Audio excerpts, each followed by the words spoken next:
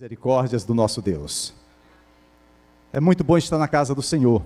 E nós, nesse período de julho e se prolongando ainda pelo mês de agosto, estaremos estudando os capítulos 5, 6 e 7 do Evangelho de Mateus.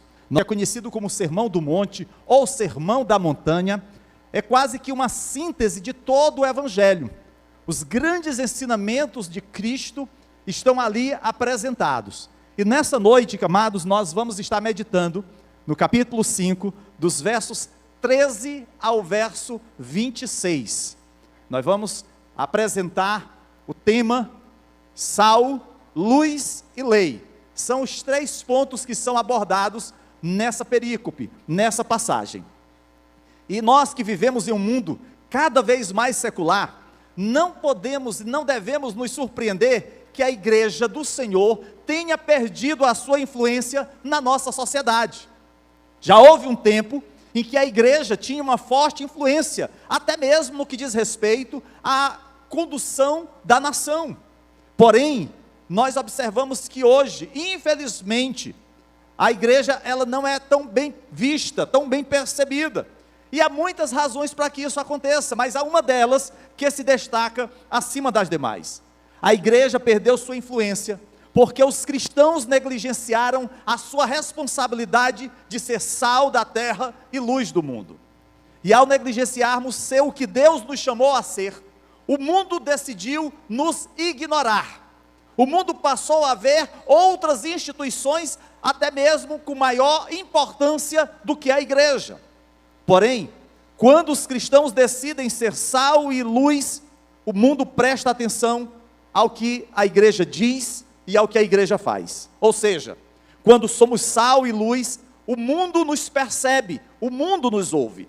Assim, precisamos ser sal e luz em nossos dias. E quando eu falo ser sal e luz, eu não estou me referindo apenas à questão institucional ou da igreja, mas ser sal e luz individualmente.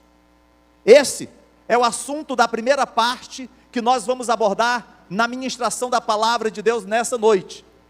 E eu aproveito então para pedir a você que está nos acompanhando através do nosso canal no YouTube e a todos que aqui se encontram, que ainda não se inscreveram, que façam isso, que você também acione o sininho, que é para ser comunicado de novas postagens, deixe o seu like, faça o seu comentário e principalmente, compartilhe essa mensagem com outras pessoas, para que elas também sejam edificadas na palavra de Deus. Vamos então começar com o primeiro tema, que é sal da terra. Essas palavras se encontram lá no versículo 13 do capítulo 5. Nós vamos estar fazendo a leitura na versão Almeida Revista e Atualizada, mais conhecida como ARA. Mas se você tiver a sua NVI, King James, na linguagem de hoje, não tem problema. Diz assim o versículo 13: Vós sois o sal da terra. Ora, se o sal vier a ser insípido, como lhe restaurar o sabor? Para nada mais presta, senão para, lançado fora, ser pisado pelos homens. Talvez você diga assim: pastor, essas palavras foram proferidas por Jesus, mas eu não entendi muito bem. Talvez os apóstolos, os discípulos, as pessoas que estavam ali ouvindo Jesus falar, talvez tenham entendido, mas tem alguma coisa aqui que eu não entendo muito bem, essa questão de ser sal da terra. E para que a gente compreenda, amados, nós precisamos nos reportar aos dias em que essa palavra foi proferida, àquele contexto aonde Jesus ministra esse ensinamento. É importante que se diga que no mundo antigo, nos dias de Jesus, o sal era uma das substâncias mais valorizadas naqueles dias. É tanto que os soldados romanos, vocês sabem, quem dominava era o Império Romano. E os soldados, eles recebiam o seu saldo, o seu pagamento, com medidas de sal. E se eles não recebessem aquela porção da sua ração de sal, eles se revoltariam. É tanto que a palavra salário significa o pagamento do trabalho realizado através do sal. Era a porção de sal, daí veio o termo salário. Imagina só se hoje você recebesse o seu salário em porção de sal, né? Mas naqueles dias o sal era muito valorizado e difícil de ser conseguido. Nos tempos bíblicos, o sal era caro, escasso e de uso restrito. O sal ele tem 4 principais usos. O primeiro deles é o de temperar os alimentos. A maioria de nós aqui conhece e sabe muito bem. Quase tudo que comemos tem um pouco de sal. Até mesmo as coisas doces, como bolos, biscoitos, tortas, contém uma pitada de sal. Então o sal é aquele condimento que dá sabor, que tempera os alimentos. Segundo, o sal também serve para conservar os alimentos. Este foi, sem dúvida, o seu principal uso nos dias de Jesus, porque o sal, ele retarda a deterioração. Ele não impede o processo de decomposição, mas retarda e impede a sua propagação de forma rápida. Por exemplo, uma carne deixada em um ambiente não refrigerado, logo ela vai estragar. Mas se você salgar a carne, ela vai durar mais tempo para ser consumida. Outro uso, o sal é um antisséptico e é também cicatrizante. Falamos, por exemplo, de derramar o sal sobre uma ferida aberta. Pastor, arde. É verdade, arde mesmo. Eu lembro bem quando havia um corte lá em casa, a mãezinha gostava de passar limão e depois jogava sal em cima. Era o tempero completo que ela fazia. Glória a Deus, que boa recordação. Pois muito bem, o sal, ele contribui para a cura de ferimentos e machucados. É ótimo remédio para lavar erupções cutâneas e aliviar comichões em torno de furúnculos e outras feridas. Olha só, tem o sentido terapêutico. Mas além disso, o sal também fortalece o corpo. O sal enriquecido previne cáries e fortalece músculos e ossos. O sal fortificado com iodo ajuda a combater o hipertireoidismo. Sem ele, o corpo enfraquece rapidamente. Essa era uma das razões pelas quais os romanos davam sal aos seus soldados. Eles sabiam que colocar sal em seus vegetais lhes daria força. Então o sal tinha e tem ainda esses 4 usos. E aí você pode perguntar, mas pastor, eu até entendo o uso do sal, mas o que isso tem a ver com o ensinamento de Jesus? O que isso tem a ver com a igreja? O que isso tem a ver comigo? A palavra de Deus diz que devemos ser o sal da terra. E aí diz que se o sal não tiver sabor, ele nada mais presta. Então, nós precisamos dar sabor a um mundo insípido. Devemos ser o sal que preserva um mundo que está em decomposição. Ser sal significa, amados, defender a verdade, mesmo quando ela não é popular. Essa coisa de você querer ser sempre aceito, tolerado, respeitado pelos outros, nem sempre vai ser possível, porque como sal, nós vamos precisar defender a verdade, e nem sempre a verdade é a voz do povo ou a voz da maioria. Somos o sal da terra, nós não somos o mel do mundo, e isso tem uma grande diferença. Jesus, ele não tinha ilusões sobre este mundo, porque ele conhecia a verdadeira depravação em que esse mundo está mergulhado. E isso, queridos, não é uma realidade apenas do século 21. Você talvez diga assim, pastor, nós vivemos num mundo caído, nós vivemos num mundo entregue a toda depravação, a todo o pecado. Mas isso, amados, é algo que acompanha toda a geração humana, desde o primeiro homem, quando pecou. Infelizmente, cada pedaço de carne podre está apodrecendo mais e mais a cada dia. Houve um período em que a humanidade imaginava que com os avanços tecnológicos, com a ciência melhorando cada vez mais as condições para a qualidade de vida do homem, ele pudesse viver em paz. Mas quanto mais tecnologia, quanto mais benécias a ciência pode nos oferecer, mais o homem mergulha em contendas, em guerras, em lutas. A gente está vendo isso, por exemplo, agora entre a Ucrânia e a Rússia. A gente vê isso acontecendo em vários países da África que não são noticiados. Nós vemos isso acontecendo entre Israel e a Palestina. A gente vê isso nos centros urbanos, quando vidas são ceifadas pela violência da guerra de facções. Essa é a realidade. Nós não estamos melhorando. Pelo contrário, a cada dia que passa, o homem se torna mais cruel, mais violento, mais cheio de pecado. Vivemos em um mundo que se deteriora a todo instante. E se por um lado, nós temos a mais avançada tecnologia, com avanços na medicina, na ciência, nas comunicações, na produção em massa. Em contrapartida, o clima moral fica cada vez mais sombrio, infelizmente.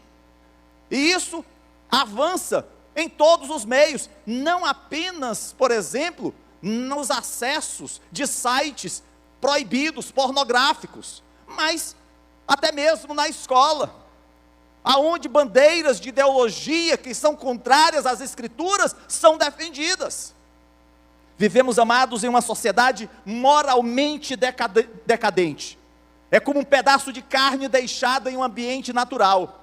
A deterioração, ela é lenta no início, mas de repente, toda carne está podre. O que é preciso para deter a propagação do mal? E a palavra de Deus diz: sal.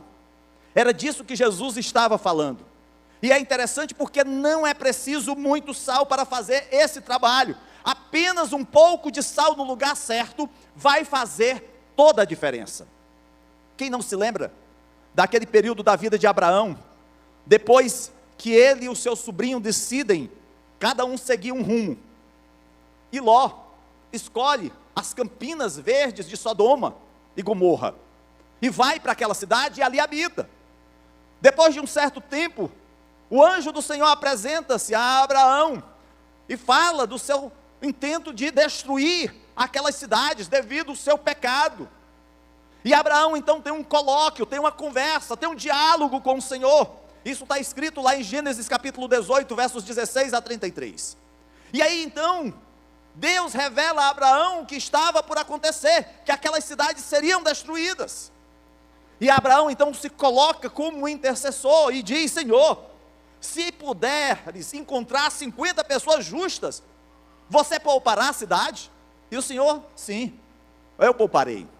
E Abraão então vai diminuindo, e se forem 40, se forem 30, se forem 20, e até então o Senhor vai dizendo: sim, Abraão, eu vou poupar a cidade por conta desses 20 justos. E Abraão então chega à quantidade de 10 justos. Senhor, e se tiverem 10 justos, tu pouparás a cidade? E o Senhor diz: sim, Abraão, eu pouparei por amor a essas 10 pessoas justas. Pense nisso, queridos, uma cidade salva por apenas 10 pessoas justas. Porém, Sodoma e Gomorra eram duas cidades completamente entregues à promiscuidade, à devassidão. A maldade imperava em toda parte. Deus, no entanto, teria poupado aquelas cidades se tivesse encontrado 10 pessoas justas. Mas como se viu, Abraão não conseguiu encontrar 10 pessoas que fossem justas. Então Deus se preparou para destruir aquelas cidades. Mas antes que isso acontecesse, a palavra do Senhor diz que Ló, sua esposa e suas 2 filhas foram tiradas daquele lugar. Deus não destruiria a cidade enquanto os justos ainda estivessem lá. Não é preciso muito sal para fazer o trabalho. Tudo o que você precisa é um pouco de sal. E você pode mudar toda uma cultura. E isso, queridos, se aplica à igreja, se aplica à sala de aula, se aplica ao trabalho, se aplica ao nosso bairro, se aplica à nossa nação. Basta um pouco de sal. Basta a igreja ser sal da terra. É hora do sal sair do saleiro e entrar na sopa. Talvez você, como sal, pudesse encontrar algumas justificativas para não sair do saleiro. Talvez você diga assim: eu não gosto de salgar a sopa. Ela está muito quente. Ou, eu estou tão confortável aqui no saleiro, tenho tantos amigos aqui para conversar. Todos os outros pedaços de sal se parecem comigo. Eu vou ficar por aqui mesmo. Queridos, lembre-se, não é no saleiro que o sal atingirá o seu propósito. O sal foi feito para a sopa, para o alimento. Enquanto o sal ficar no saleiro, não adianta. Mas quando o sal entra na sopa, duas coisas acontecem. Primeiro, o sal se dissolve. Segundo, o seu sabor muda para sempre a sopa. Eu não sei se você já tentou provar uma sopa sem sal. Só lembro do hospital. Quando eu estava no hospital, eu não sei porquê, mas aquele povo trazia aquela sopa, que era, glória a Deus, né? Vamos chamar de sopa. Vinha aquela sopa, aquele caldo, sem um pingo de sal. Meu Jesus! Para quem tem problema de pressão alta, é uma maravilha. Mas o sal dá todo um sabor. O sal, queridos, quando é colocado no alimento, ele desaparece. Mas o seu sabor mudará o gosto da sopa para melhor. Um punhado de cristãos que são sal da terra podem mudar o seu ambiente, podem fazer toda a diferença na nossa sociedade. Lembre-se, você é sal da terra. Você foi chamado por Deus para dar sabor, fazer a diferença aonde você se encontra. Você não é um mais um no meio da multidão. Não. Você tem um propósito. Propósito de conservar, de melhorar o ambiente aonde você está. Será que você tem melhorado com o seu testemunho, com a sua vida? Esse é o valor de ser sal da terra. Porque se assim não for, queridos, ele só presta para ser pisado, não tem valor nenhum. Mas veja o seguinte, a palavra de Deus nos versículos 14 e 16, 14 a 16, agora apresenta a luz do mundo. Diz assim: vós sois a luz do mundo. Não se pode esconder a cidade edificada sobre um monte, nem se acende uma candeia para colocá-la debaixo do alqueire, mas no velador, e alumia todos os que se encontram na casa. Assim, brilhe também a vossa luz diante dos homens, para que vejam as vossas boas obras e glorifiquem o vosso Pai que está nos céus. Jesus começou falando sobre sal da terra, e agora fala da necessidade de sermos luz do mundo. Queridos, o significado de luz é uma fonte de iluminação, e a luz ela serve para penetrar em algo, para revelar algo e para expor algo. A maioria das pessoas, por exemplo, odeia ficar sozinha na escuridão. Eu lembro bem quando criança, há pouco tempo atrás, vale salientar, sozinho no quarto, mãezinha desligava a luz. Não sei por que naquele tempo tinha mania de desligar a luz. Agora as meninas lá em casa dormem com a luz ligada, né? A gente que deu os pulos para apagar ainda. Pois é, naquele tempo não podia, a luz ficava desligada, e às vezes a gente não estava com tanto sono, aí qualquer barulho ficava pensando, meu Deus, o que é isso? E sabe como é a cabeça de criança, né? Fica logo imaginando, não vou nem dizer o que, né? Mas assim é a escuridão para muitos ainda nos nossos dias, especialmente quando a gente está num local estranho, desconhecido. Você deita na cama tentando dormir, de repente ouve um som estranho na escuridão. Você se esforça para ver, mas só consegue perceber formas vagas. Se nos dias de criança a gente lembrava logo de fantasma, hoje a gente pensa logo no ladrão. Tudo parece diferente. É só quando você acende a luz que você vê as coisas como elas realmente são. Eu lembro bem, uma vez estava lá em casa, a Osana tinha pendurado no armador uma roupa dela e colocou mais um chapéu pendurado. Eu acordei de madrugada, tudo escuro nessa noite, e botei os olhos naquilo, eu disse, meu Deus, tem alguém dentro de casa. Muito corajoso que sou, dei logo uma cutucada na Osana, para ela tirar, né, a prova, para ver se, o que era, né. Aí foi que ela trouxe uma palavra de conforto ao meu coração, de que se tratava apenas de uma roupa pendurada no armador, e um chapéu que ela tinha ali deixado, mas deu vontade de dar um cascudo nela naquela noite, sem sombra de dúvida. Queridos, observe a aplicação do versículo 16, que diz assim: assim brilhe também a vossa luz diante dos homens, para que vejam as vossas boas obras e glorifiquem a vosso Pai que está nos céus. O foco desse versículo está na expressão diante dos homens. Se você acende uma luz em uma sala vazia, essa luz vai dissipar a escuridão, mas ninguém a verá. Da mesma forma como você vive uma vida cristã em segredo, e ninguém vai perceber se você não iluminar o ambiente aonde você está. Por isso é que a luz faz toda a diferença. Ela deve brilhar diante dos homens. Você não foi chamado para ser um agente secreto de Deus. Você foi chamado para ser um atalaia do Deus vivo, um embaixador do Deus Todo-Poderoso. Não estamos para nos esconder nesse mundo, estamos para nos mostrar e revelar o grande amor de Deus. Se a sua luz vai fazer a diferença, ela deve brilhar diante dos homens. Alguém deve ver a luz antes que ela faça qualquer bem. Jesus disse que duas coisas aconteceriam quando a nossa luz brilhasse. A primeira delas é que os outros verão as nossas boas ações. Claro, nós precisamos ter boas ações para que os outros possam vê-las. A palavra boa significa generosa, misericordiosa, ou seja, Jesus está dizendo que as pessoas serão atraídas a Deus pela sua vida, uma vida santa, uma vida piedosa, uma vida que produz frutos. Nós atrairemos pessoas a Cristo pelo modo como nós vivemos. É por isso, amados, que aquele ditado que diz assim: faço o que eu digo, mas não faço o que eu faço, não pode ser proferido nem vivido por nós. Pelo contrário, nós precisamos dizer: faço o que eu digo, porque aquilo que eu digo eu faço para a glória do Senhor. Quando você diz uma boa palavra para alguém, quando você faz um amigo sorrir, isso é uma boa ação.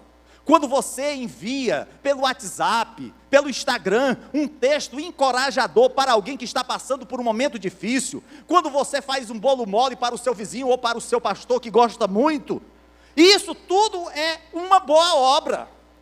Quando você visita alguém no hospital, alguém que está enfermo, alguém que precisa de uma palavra amiga, tudo isso, queridos, são boas ações que atraem as pessoas para Jesus. Este é o evangelismo apoiado por uma vida piedosa. Porque não adianta simplesmente você chegar ao seu vizinho e entregar um folheto, se o seu vizinho vive ouvindo os palavrões que você diz para o seu cônjuge na sua casa. É pelo fruto que nós somos conhecidos, amados. Observe que Jesus disse para que os homens vejam as vossas boas obras. Ele poderia ter dito assim: quando os homens ouvirem grandes pregações, ou quando estiverem bem acomodados no templo, ou quando ouvirem os louvores do ministério, proclamai. Ele poderia ter dito tudo isso, mas não disse. Ele simplesmente disse: quando eles virem as vossas boas obras, ou seja, a maneira como você vive. É isso, queridos, que está sendo percebido pelas pessoas ao seu redor. Há uma poesia intitulada O Sermão Vivo, do poeta americano Edgar West.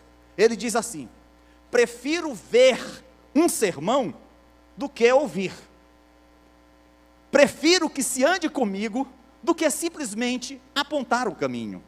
Bons conselhos são confusos, mas exemplos são sempre claros. O melhor de todos os pregadores são os homens que vivem suas pregações, pois ver o bem posto em ação é o que todos precisam. Precisamos, queridos, ver um sermão e não apenas ouvir. Precisamos ver este sermão, esta pregação, sendo vivida primeiramente na vida do pastor.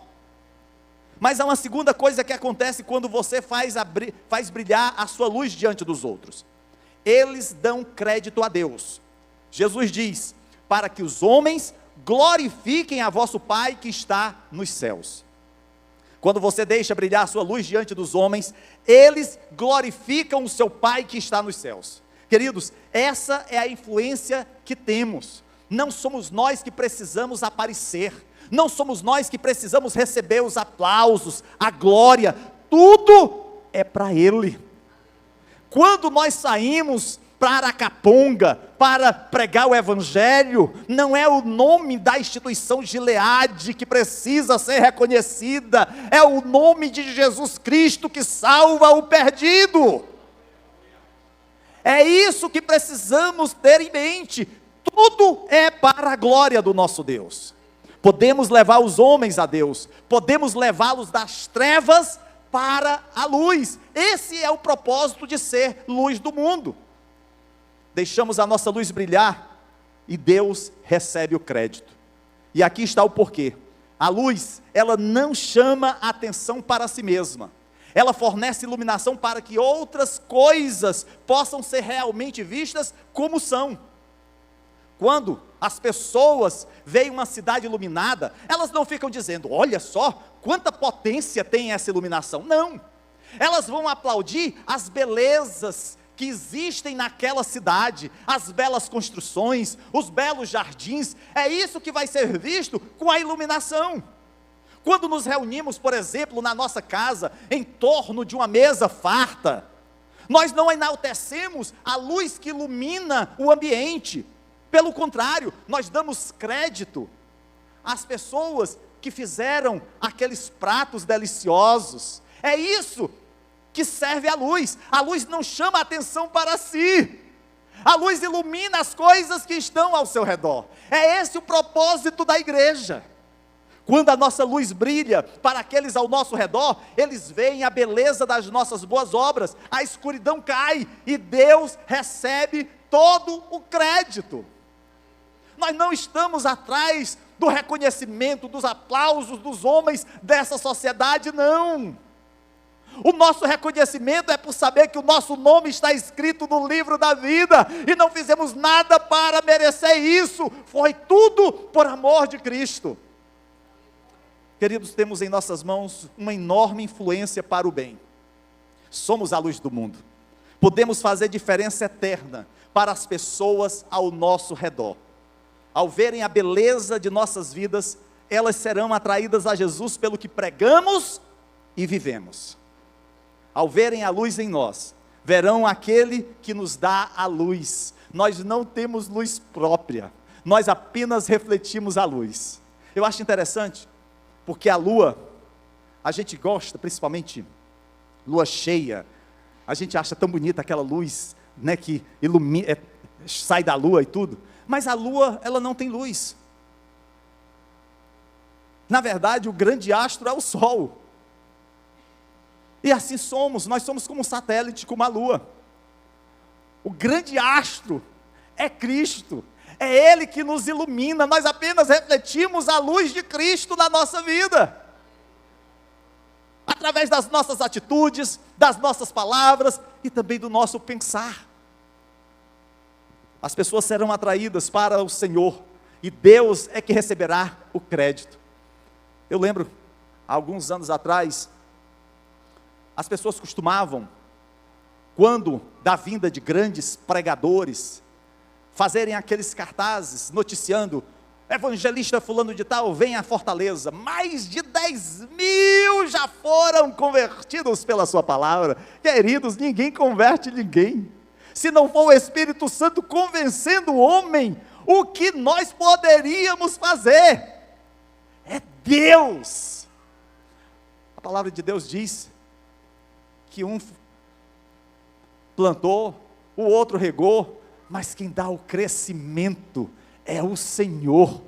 Nós somos chamados para trabalhar na seara do Senhor, mas os frutos vão aparecer à medida que o próprio Deus está agindo em nós e através de nós. É por isso que nós precisamos ser sal da terra e luz do mundo. Mas, queridos, nós chegamos agora à segunda parte do nosso ensino. E eu peço que você então acompanhe com a sua Bíblia aberta em Mateus capítulo 5, os versos 17 a 26, porque nessa passagem Jesus vai falar sobre a lei.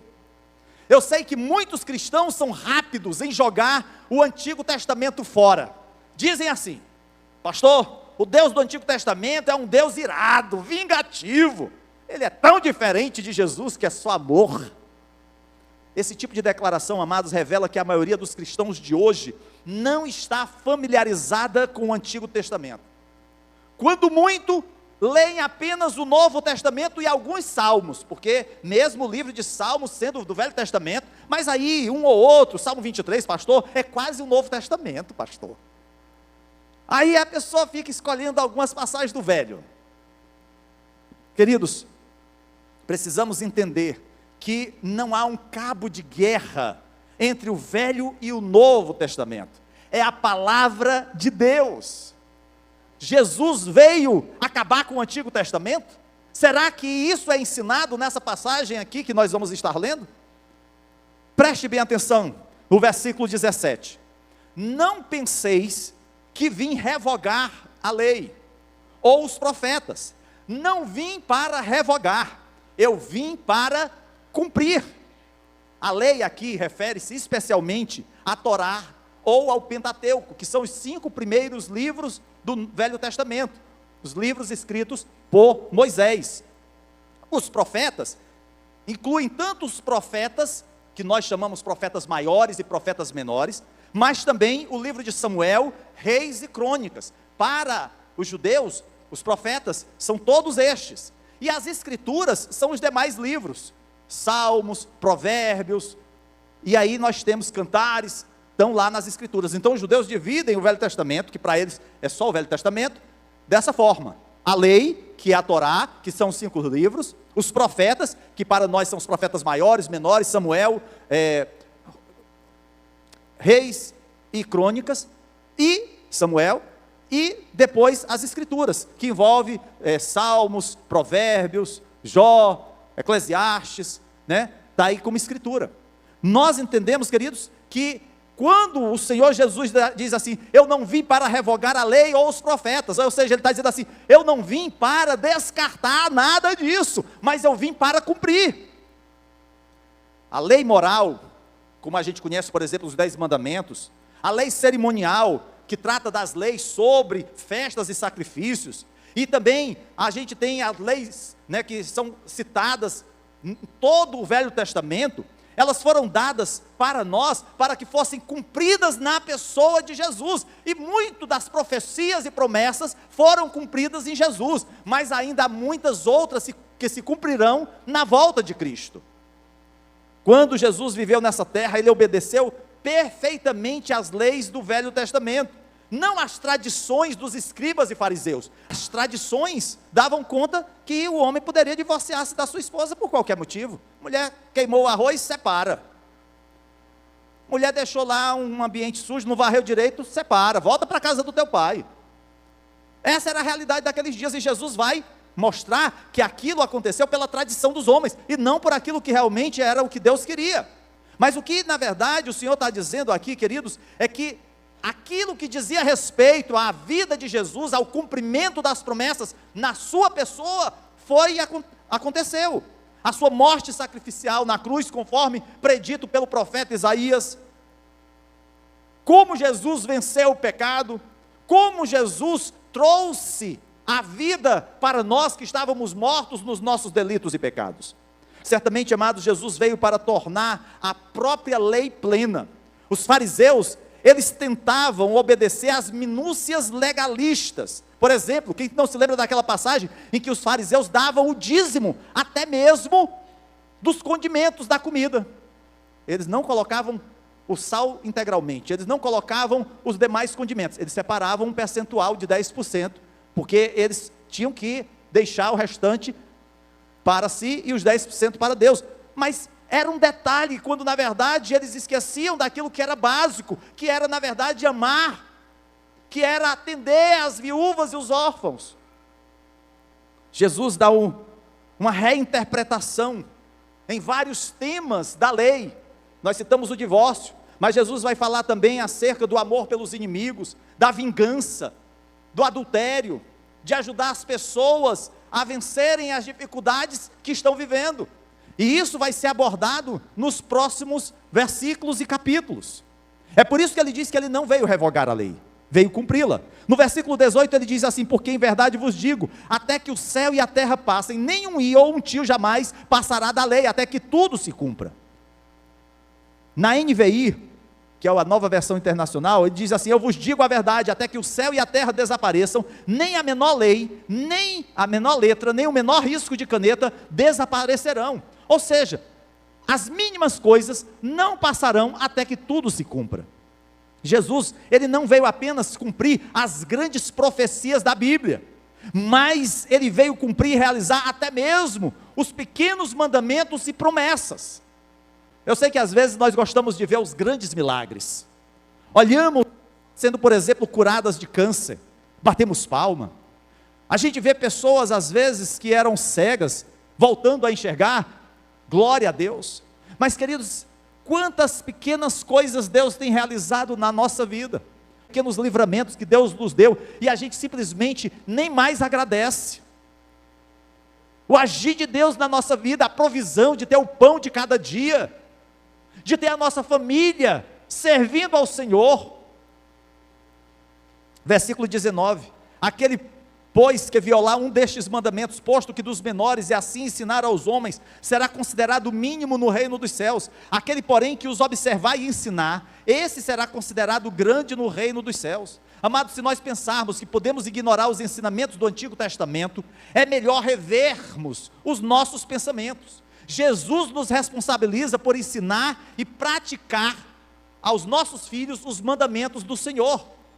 Nós não podemos deixar de ensinar e de viver, honrar o nosso pai e nossa mãe, que é o primeiro mandamento com promessa, adorar ao nosso Deus sobre todas as coisas.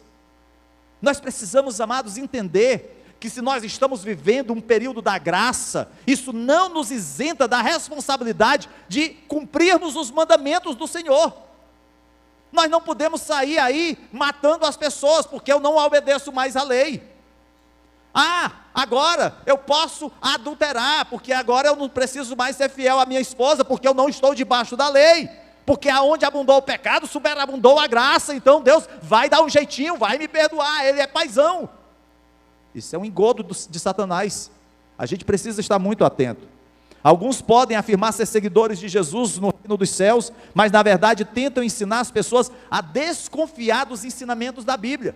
Nós sabemos bem disso. Uma denominação em que a palavra de Deus não é mais palavra de Deus, mas contém a palavra de Deus. E aí as pessoas começaram a dizer, isso aqui é Deus falando, isso aqui foram os homens que falaram. Não, isso aqui é a palavra de Deus, isso aqui é história, é lenda. Infelizmente, amados, é o liberalismo teológico que toma conta de muitos nos nossos dias. As pessoas começam a relativizar, a achar que podem excluir aquilo que não lhes agrada da palavra de Deus. Bom, isso aqui eu não concordo muito não, deixa eu tirar essa página aqui. Se você começar a fazer isso, você vai arrancar todas as palavras da Bíblia. Ou você as aceita integralmente, meu irmão, ou então você precisa se converter. É a palavra de Deus, de Gênesis a Apocalipse. Versículo 20, porque vos digo que se a vossa justiça não exceder em muito a dos escribas e fariseus, jamais entrareis no reino dos céus. Jesus deixa claro que não está falando de um novo legalismo. Se porventura os fariseus eram ritualistas, eram legalistas, eram devotos do cumprimento rigoroso da lei, das minúcias da lei, Jesus está dizendo aqui que não é isso que ele está pregando. E olha, que para as pessoas comuns, os fariseus eram considerados os homens mais santos, porque eles cumpriam a lei, e até mais do que a lei. Se eles não estavam cumprindo, como é que a população de uma forma geral iria cumprir? Porém, amados, Jesus começa a explicar como a correta observância da lei não é um mero cumprimento superficial. Eu lembro bem que quando eu aceitei Jesus, eu comecei a pregar o evangelho para a minha família. Eu me reunia sempre aos sábados e convidava todos os familiares para ouvir a palavra de Deus. E numa dessas oportunidades a minha irmã aceitou Jesus. E aí terminou aquela reunião, eu cheguei para ela e disse assim, olha, é o seguinte, agora você é crente. Olha, eu só quero dizer o seguinte, você não pode fazer isso, não pode fazer isso, não pode fazer isso, não pode fazer isso, não pode fazer isso. Eu estabeleci tantas regras que ela não quis saber do evangelho. 5 anos depois foi que ela se reconciliou pela misericórdia de Deus. Hoje é uma serva do Senhor. Mas às vezes nós somos assim, queridos. Nós queremos impor os nossos ditames, as nossas regras. Não é nem a palavra de Deus. E aí chegamos aqui aos versículos finais, versículos 21 a 26, que revelam o quanto os fariseus definiram a lei de acordo com os seus próprios termos, perdendo o ponto central dos mandamentos de Deus. Diz assim, ouvistes o que foi dito aos antigos, não matarás, e quem matar estará sujeito a julgamento. Eu porém vos digo, que todo aquele que sem motivo se irá contra seu irmão, estará sujeito a julgamento. Quem proferir um insulto a seu irmão, estará sujeito a julgamento do tribunal, e quem lhe chamar tolo, estará sujeito ao inferno de fogo. Se, pois, ao trazeres ao altar a tua oferta, ali te lembrares de que teu irmão tem alguma coisa contra ti, não é você contra o seu irmão, é teu irmão contra ti. deixa perante o altar a tua oferta, vai primeiro reconciliar-te com teu irmão, e então voltando, faze a tua oferta. Entra em acordo sem demora com o teu adversário, enquanto estás com ele a caminho, para que o adversário não te entregue ao juiz, o juiz ao oficial da justiça, e sejas recolhido à prisão. Em verdade te digo, que não sairás dali, enquanto não pagares o último centavo. Queridos, precisamos entender, que nós somos chamados para ir além daquilo que a justiça humana exige. Às vezes nós ficamos muito preocupados, por exemplo, em não passar no sinal vermelho, porque tem um cabeção que pode nos fotografar a qualquer momento se infringirmos a lei. Mas a minha preocupação não é ter um fotossensor para me multar, é eu saber que eu estou sendo um mau exemplo para as minhas filhas que estão dentro do carro comigo, que eu estou descumprindo uma lei, que estou colocando outras vidas em risco ao infringir aquela norma. Nós precisamos, amados, sermos homens e mulheres idôneos, vidas santas, quer sejamos vistos pelos homens ou não, porque os olhos de Deus estão sobre nós, e isso que faz toda a diferença, sobre o que falamos, sobre como agimos e como pensamos. Eu lembro de um irmão, que era uma pessoa da liderança, há muitos anos atrás, ainda na antiga denominação, que ele começou a assistir filmes pornográficos no período em que a sua esposa viajava a trabalho. No primeiro momento, aquilo foi apenas uma falta de opção, estava lá mexendo nos canais de TV e chegou até aquela programação. Mas, com o passar do tempo, não era mais uma distração, ele estava procurando, ele estava buscando saber aonde estava passando aquele tipo de programação, e não mais satisfeito apenas com a TV, começou a buscar nas locadoras filmes que pudessem de alguma forma saciar as suas fantasias, e ali ele foi escravizado pelo pecado. Mas, amados, não somente com relação à pornografia, às vezes com relação à bebida, às vezes com relação às drogas, às vezes com relação à fofoca. Meu Deus, tem pessoas que não conseguem se segurar, se toma conhecimento de alguma coisa, é um comichão para sair passando para outras. Misericórdia, isso é pecado. Precisamos entender, queridos, aquilo que Mateus capítulo 21, verso 43 diz. O Senhor diz assim: vos digo que o reino de Deus vos será tirado e será entregue a um povo que lhe produza os respectivos frutos. Se nós não estivermos produzindo frutos, isso nos será tirado, como foi tirado de Israel e foi dado à igreja. Hoje, a igreja protestante na Europa, ela quase nem mais existe, é uma igreja secularizada, fria. Templos foram vendidos para boates, cinemas, porque as pessoas simplesmente perderam o seu foco, o seu amor a Deus. Aonde está o teu coração, meu irmão, minha irmã?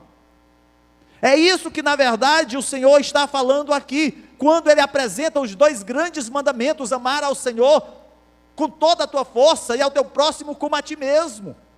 É o amor a Deus que resume toda a lei e ao próximo. Se nós não tivéssemos essa compreensão, nós perderemos, amados, todo o sentido de ser sal da terra, de ser luz do mundo e de entendermos que a lei do Senhor, ela é boa e perfeita, e é para ser aplicada à nossa vida. Eu não sei como você se encontra aqui nessa noite, eu não sei como você está, mas eu quero te dizer que a tua vida pode mudar. A mudança, ela é realizada por Deus na vida de todo aquele que está afastado dos caminhos do Senhor. Se você está vivendo um momento de distanciamento de Deus, talvez você tenha se envolvido com o mundo. A Bíblia diz que nós precisamos ser luz do mundo, mas ao invés de você iluminar o mundo tem te enchido de trevas, de escuridão. A Bíblia diz que nós precisamos ser sal da terra, mas ao invés de você dar sabor ao ambiente onde você está, esse ambiente é que tem te roubado a alegria da salvação. A palavra de Deus diz que nós precisamos ser mais do que os religiosos, precisamos ser defensores da palavra de Deus, E talvez você tenha se calado, se omitido, diante das mentiras e engodos que esse mundo tem oferecido. Mas eu quero te dizer, que hoje é noite de reconciliação. Se há entre nós alguém que precisa de um reencontro com Deus, o meu convite para você é que você possa levantar uma de suas mãos. Deus, Ele deseja fazer de você sal da terra e luz do mundo. Ele deseja que você viva a lei de Deus continuamente na sua vida. E isso é uma coisa que nós não podemos adiar, é para hoje. Há entre nós alguém que precisa de uma reconciliação com o Senhor? Há entre nós alguém que precisa de um encontro com Deus?